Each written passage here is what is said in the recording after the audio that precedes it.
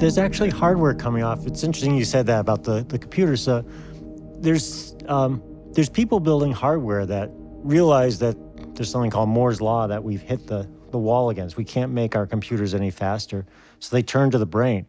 And they were looking at building neural elements, because it's one of the interesting things is how efficient brains are, right, how efficient biology is. So coming from a completely different reason, we just have to make better computers that take less energy. Exactly.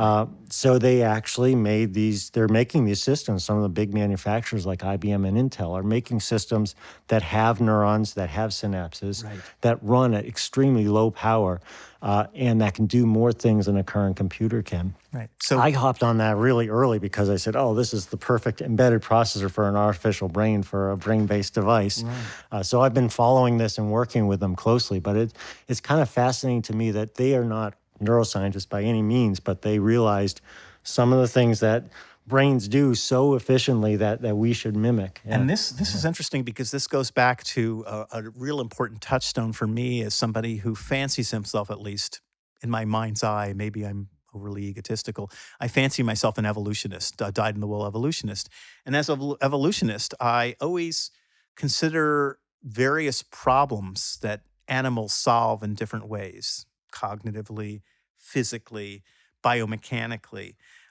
I sort of reduce them in a certain way from the outside in. I start from the outside and I say, well, what happens when you see stuff? If you're starting from the eye and you're starting from the surface of the retina, even before that, you're dealing with the physics of light. You're dealing with some very, very hard and fast general principles of the physical world, right?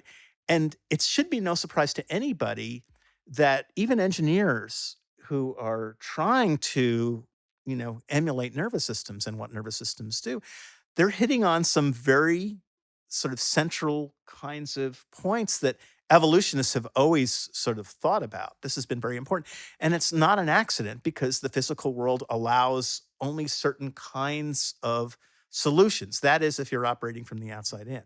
Now, that's really intriguing, because I think that suggests there's a great deal of hope. I may be, an over-the-top optimist about this, but Jeff pointed out something really, really interesting, which is the notion of energy use. And that goes back to something very, very basic in physics, and it has affected computer science for many years, which is the problem of heat and heat dissipation, and the efficiency of systems, and how much, excuse the expression, how much light versus how much heat you produce, right?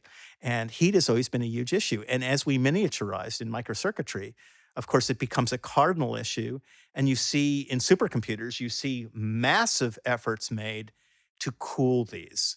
This is one of my pet projects. I've been talking to other people about this, just how you save energy with looking at biological tricks. And there's many of them. It's not just the brain, too. It's also the body. The body is doing all sorts of interesting, what we like to call morphological computation, where it's exploiting the environment. So when we walk, we're exploiting gravity and friction.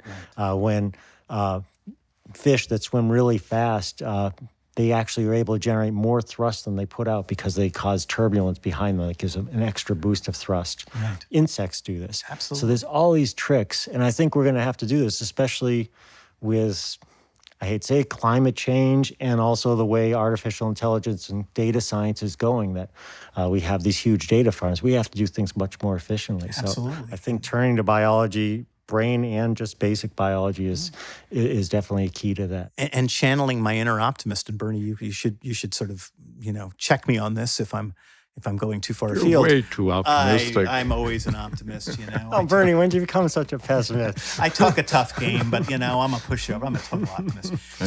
So here's the thing. My inner optimist tells me that, in effect, not to put too much conceit on this, but we've gathered a lot of information as neuroscientists. We've got a lot of information about neurobiology under our belt. We've by no means arrived, right? But we've really got a lot of stuff.